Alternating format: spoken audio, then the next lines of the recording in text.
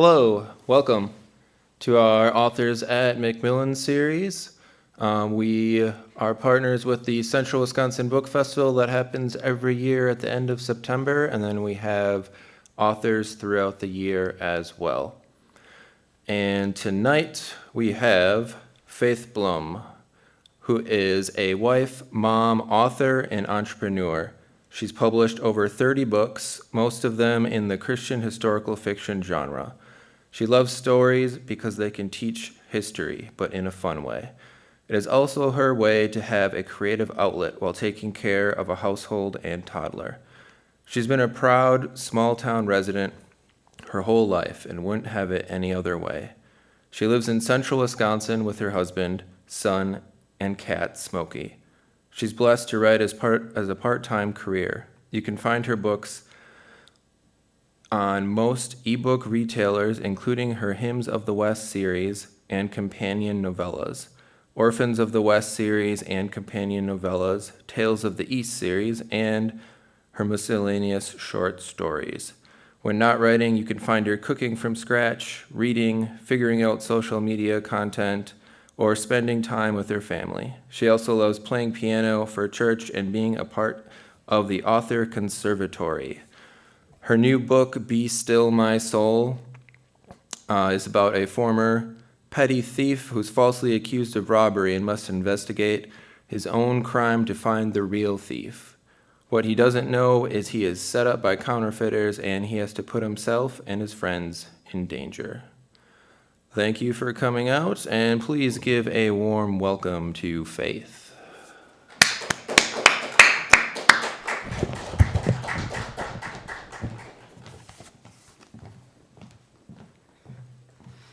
Thank you for that welcome. So I know some of you are pretty young, so there's going to be two ways to ask this question because some of you are already kind of grown up. So first of all, what did you want to be when you grew up? Or if you're not grown up yet, what do you want to be when you grow up? This is where audience participation happens. So somebody shout out an answer.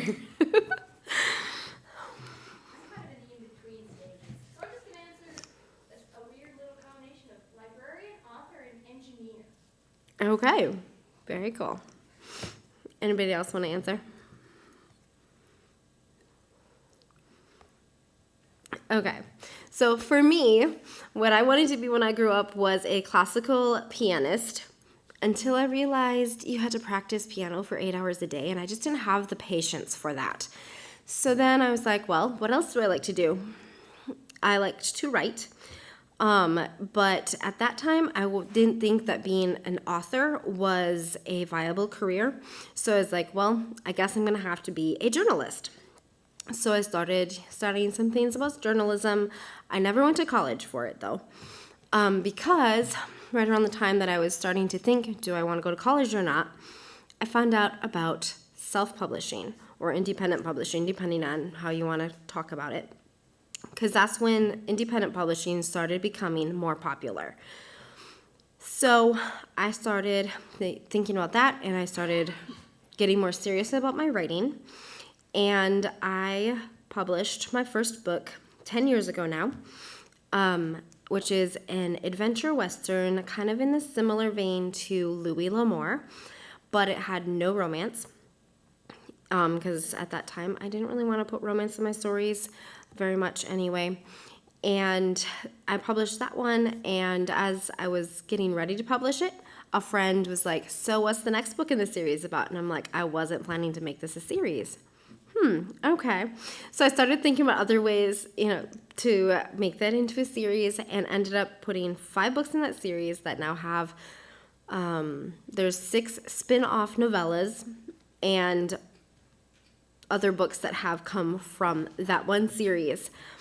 So the first one was just an adventure western, and then books 2 through 4 are more of a sort of a more classic romance, but with a more realistic spin to them, because I get kind of fed up with some of the romance novels that are out there, even the Christian ones, because they tend to focus more on the physical attraction to each other versus, what they actually have in common with each other.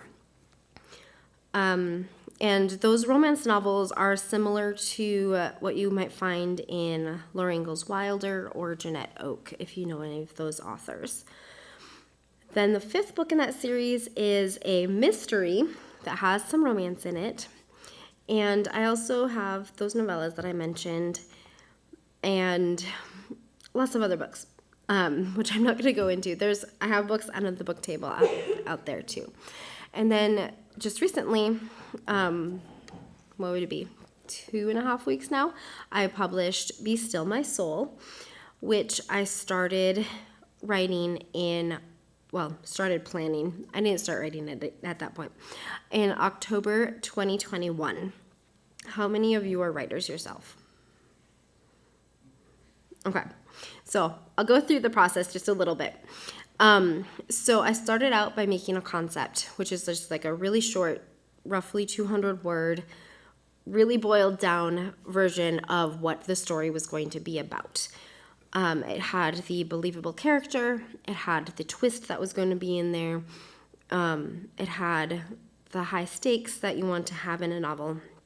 And then after I did that, then I went into the character arc and I started figuring out, what is my character, Karsten, going to believe that he has to find out is the lie, and what is the truth that he's going to then find out throughout this story. And then I did a 3-page double-spaced synopsis, which if you've ever tried to write an outline, boiling down your entire plot into 3 pages is really, really hard, especially when it's double-spaced. And then I did the outline, which I used the 3-act structure for. And then I finally got to draft it, which took me about 70 days to draft, but over a 7-month period, because of various reasons I had to take a break from drafting for about 3 months in between. And yeah, it was fun.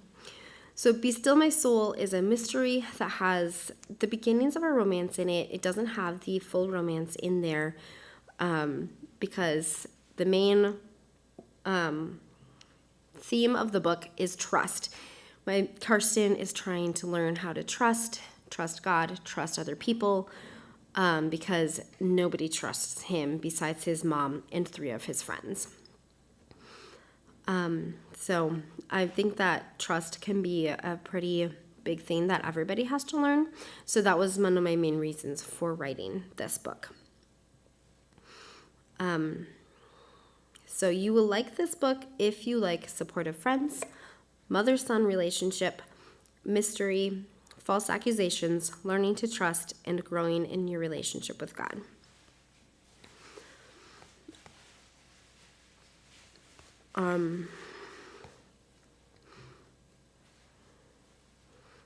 So yeah, that's kind of what my book is about. And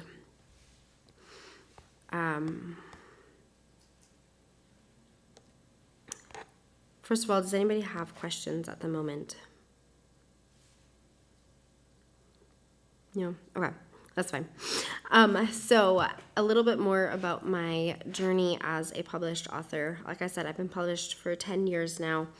All of them have been indie published. I have not gone traditional yet, although I am hoping to start pitching a World War I novel and get an agent for that and hopefully traditionally publish it eventually. Or if not that book, a different one. We'll see. So I really love the indie publishing process because you have more control over the whole book. You don't have publishers who are trying to say, you should put this in, you should take this out. And I really like being able to have that control over my book so that it doesn't have things that I don't want to have in my books.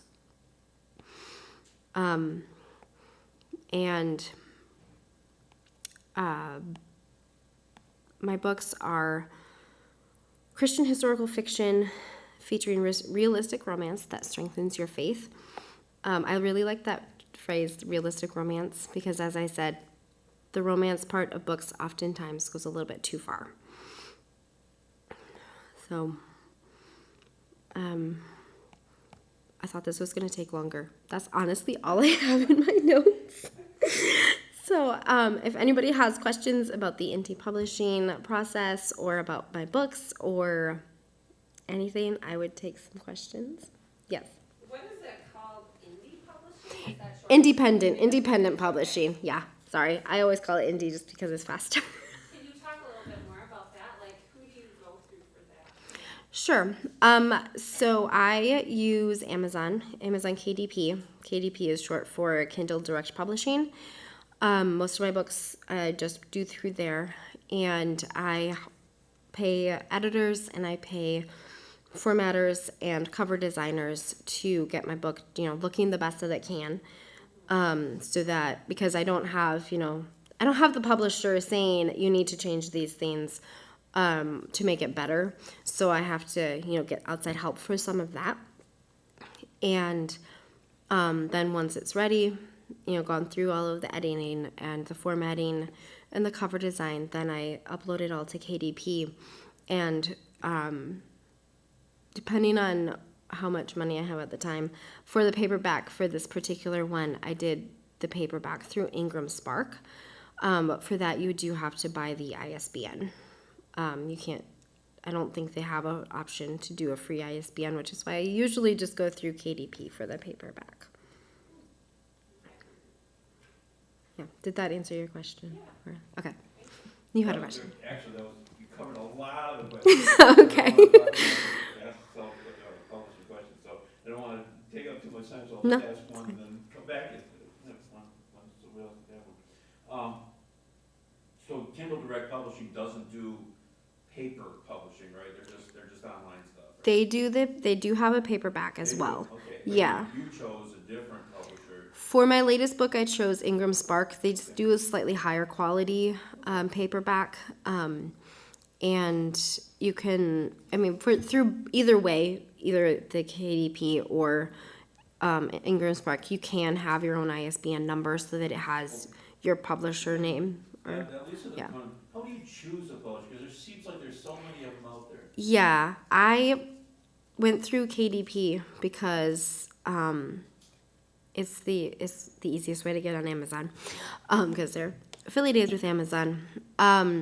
For the actual publisher, could you kind of just explain what you mean by publisher?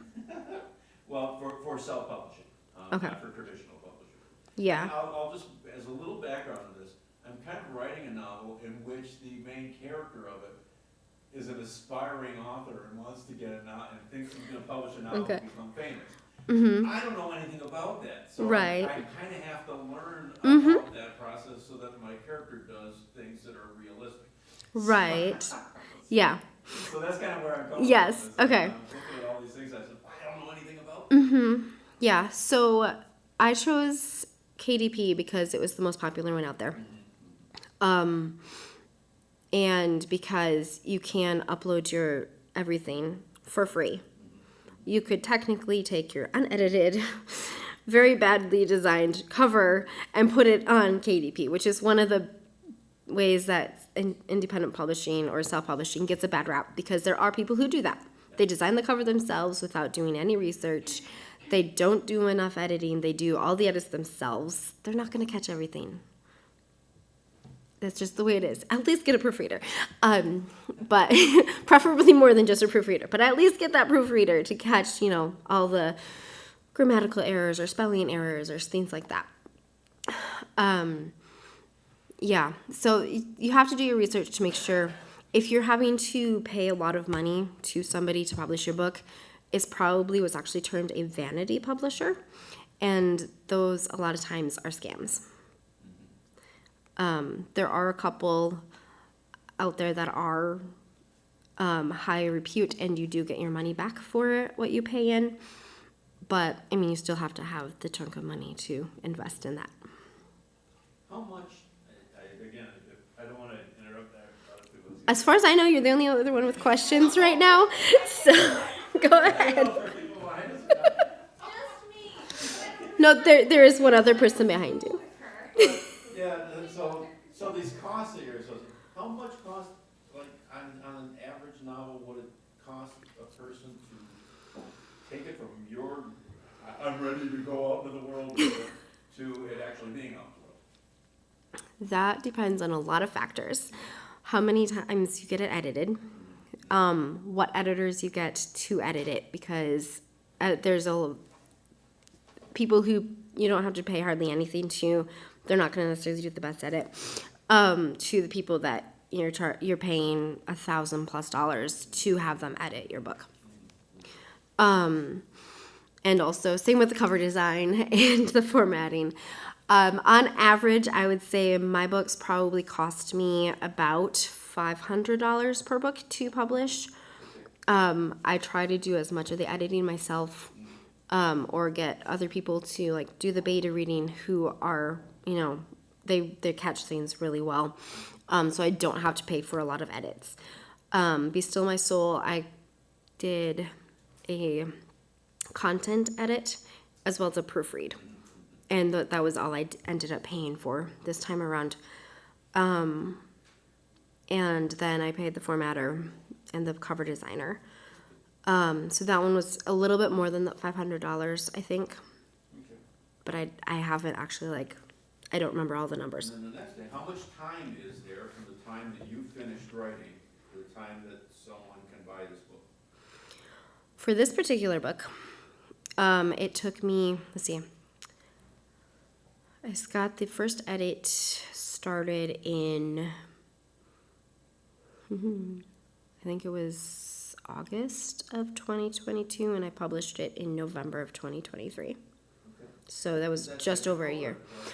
or- It depends. I could have gotten it done faster, but I was working on other projects. I have a toddler. I have a husband. I have a household to take care of. I don't have as much time to devote to it. So if the author in your book is single and unattached, probably could get it done faster, yes. Especially if it's their full-time thing that they're doing.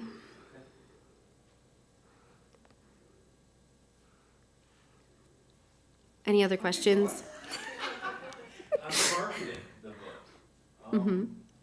Clearly this is a marketing activity. This is a marketing activity, Yeah. yes. What else is done to market the book? There are lots of different things you can do. There's social media tours. You can get a whole bunch of people to sign up, or a small amount of people, depending on how big your reach is, to sign up to talk about your book on release day and release week, or whenever you decide to have them talk about it. As well as writing up the reviews. They usually a social media team or a blog tour team would get a free ebook from the author to write a review on Amazon, on Goodreads, basically wherever else they happen to decide to put out their review, on their blog, on their social media. That's the free version of the marketing. Blog tour would be another one. It'd be similar to the social media tour. A lot of times those are done together. There's also your email list, which hopefully if you're going to be an author, you should have an email list. And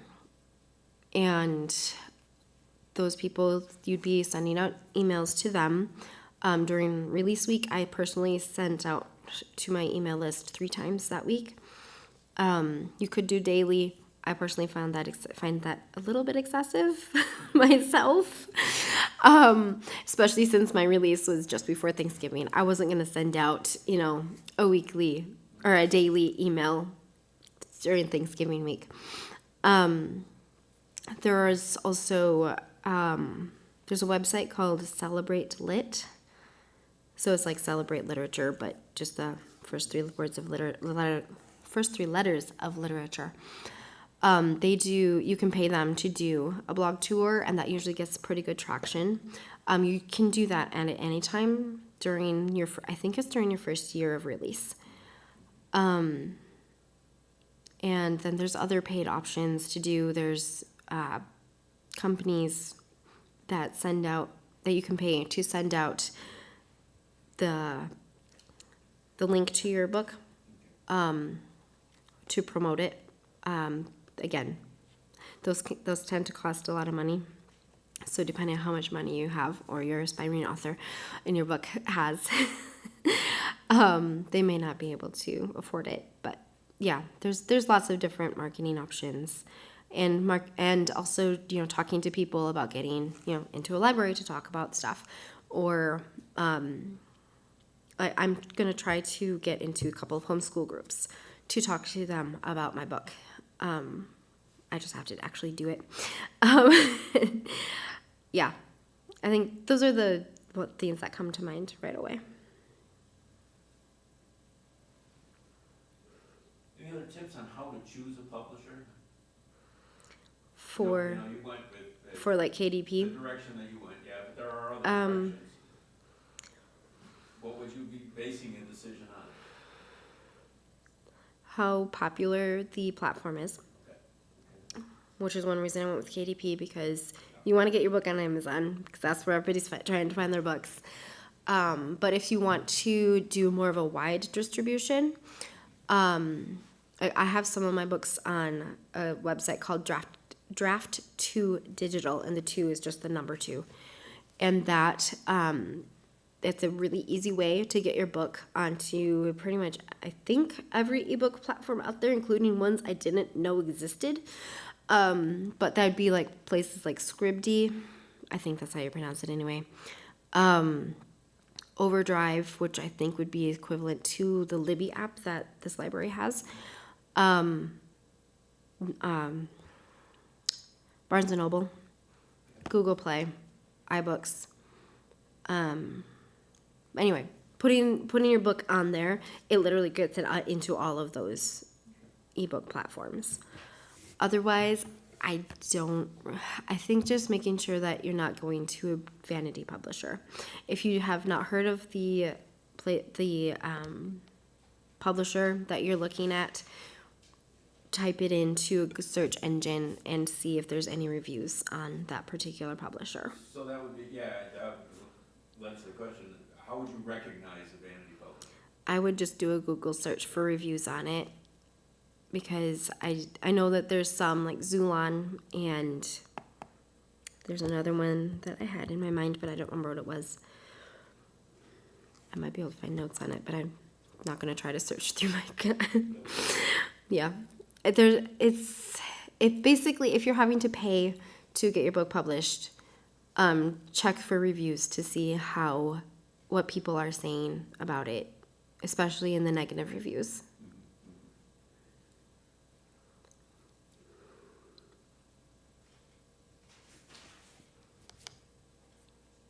Any other questions? I was just wondering, like, when as a kid, like, what age did you start, like, enjoying writing? I was about 10 when I started enjoying writing. Yeah, my mom, I was homeschooled, and my mom assigned us after summer to write about something that happened through the summer. So I wrote about a camping trip we had taken, and I kind of fell in love with writing at that point. So I just kept writing, and like I said, in high school, I wanted to be a writer, but I didn't think it was a possibility. But I just kept writing anyway. And because I was homeschooled, my mom was able to tailor my high school curriculum more towards the English stuff. I did the minimum on some science and math because I really didn't like it. And yeah, I just kept writing and learning about writing.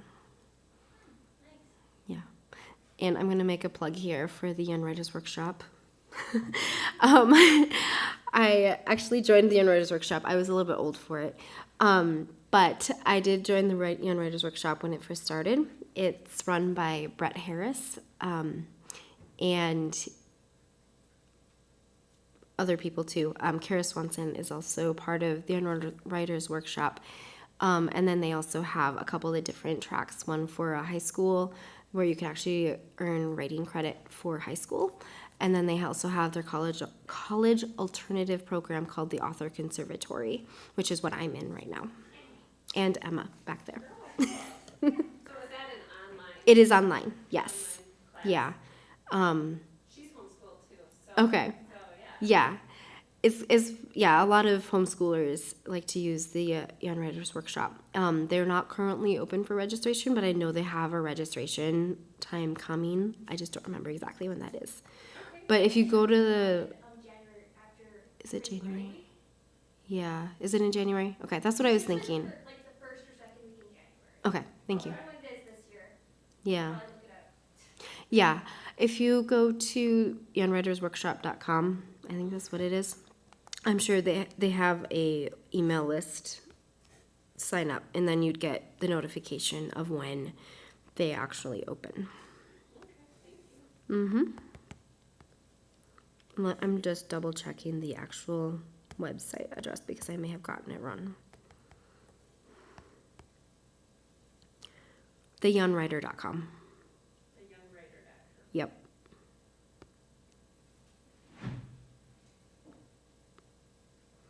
But they also have like a whole resource library that you can go through too, with lots of different information on writing and a lot of different levels. I don't know if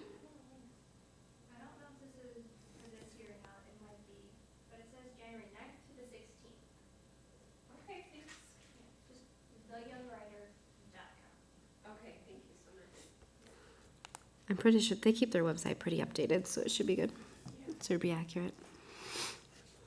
Go ahead. On your cover designer and your format, or, proofreader, content editor, that kind of Yeah. thing, did you get those services through, like KDL, or did you independently? Independently, Is yeah. that more typical than, I mean, do some of the self-publishers offer like one-stop shopping? We'll do your cover design, we'll do your.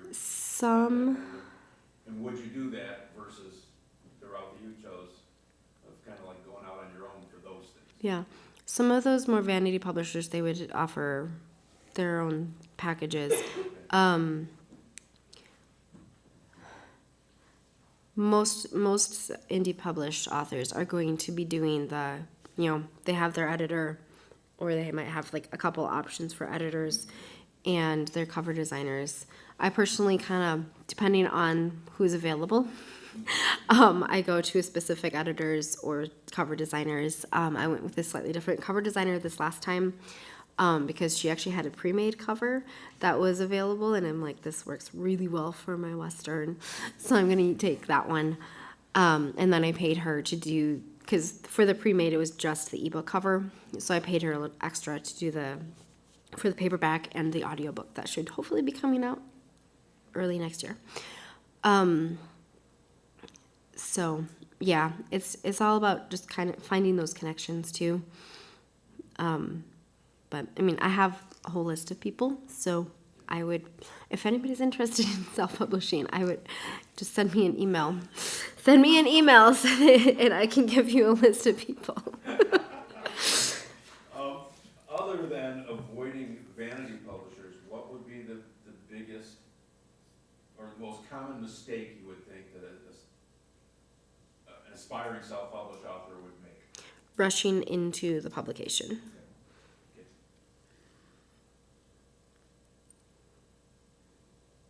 Which is what I did with my first book. I did get it proofread, but it was only proofread by my mom, who is good at proofreading. But it did need a couple more rounds of edits, which it has had since then.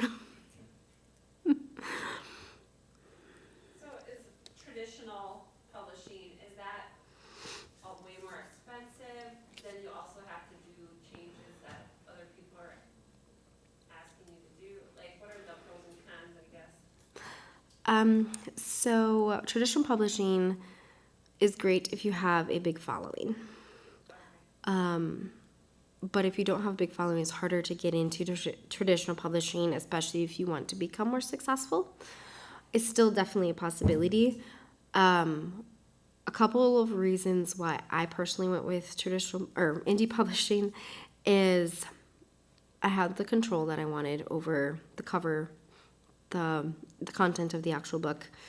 But I also knew that I was going to be doing a lot of the marketing, even with traditional publishing.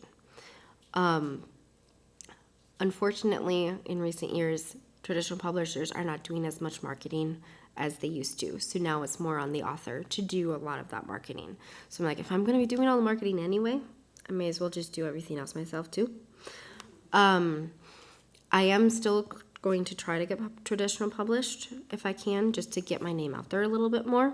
But I'm going to do what's considered, there's a couple of different definitions for this term, but hybrid published. So there's hybrid publishers who do they're kind of like the vanity publisher, but they're more legit people. They're a legit company versus the vanity publishers who are more scam artists. And I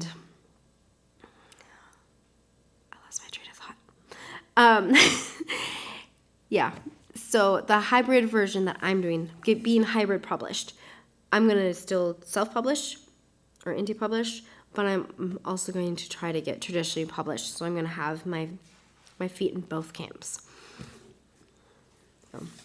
So I can get some of the benefits of both. Do a lot of authors start off indie publishing and then? No. No, so a lot of them just go to traditional right away? Actually, yeah. Something that I've been noticing just like in the last couple of years, one of my favorite authors, Karen Winnemeyer, she's traditionally published through Bethany House. And she recently just indie published two other projects of her own. And I'm not sure exactly why she did that. Because she hasn't, I either missed that when she said it, or she hasn't made it super public. But she's still publishing through Bethany House. But she's also starting to indie publish some of her own projects.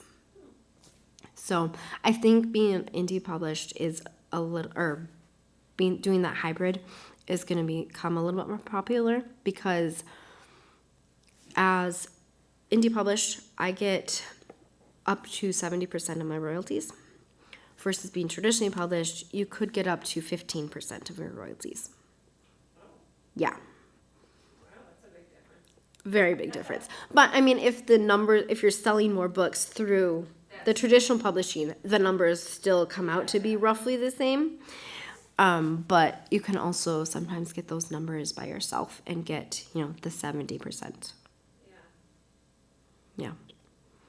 Just a fun question. What were some of your favorite authors to read, or are?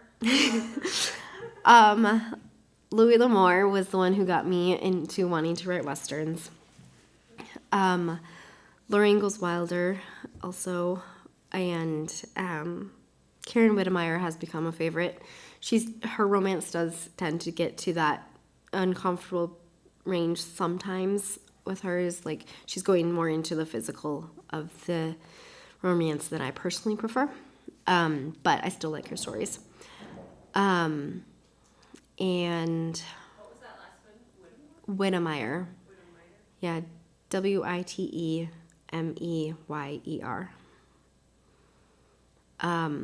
Jeanette Oak is also a bit of an inspiration. My mom always says that my books are a combination of Laura Ingalls Wilder and Jeanette Oak.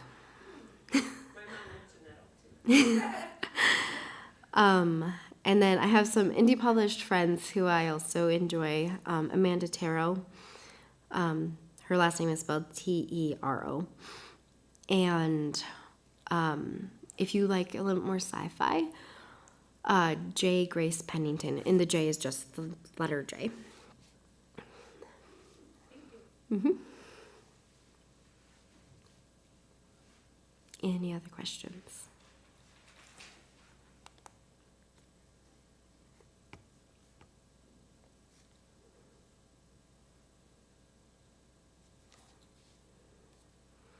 Okay, if that's everything, there are books for sale out there in the lobby area.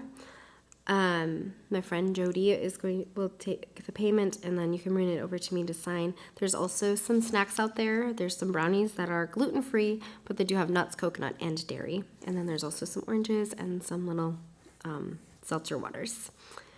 So, yes. I have your most recently published book, bought it on Amazon. Very Okay. nice, it's very good, I'm about halfway through, so. Oh. I don't wanna hear it. Okay. Make sure you leave a review afterwards. Any other questions? Okay. Thank you for coming.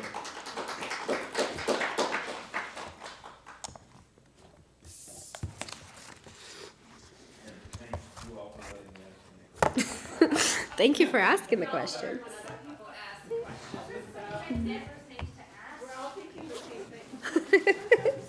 I did until I started writing my story, and my character is going, wants to publish a novel, and I think, I don't know anything about that.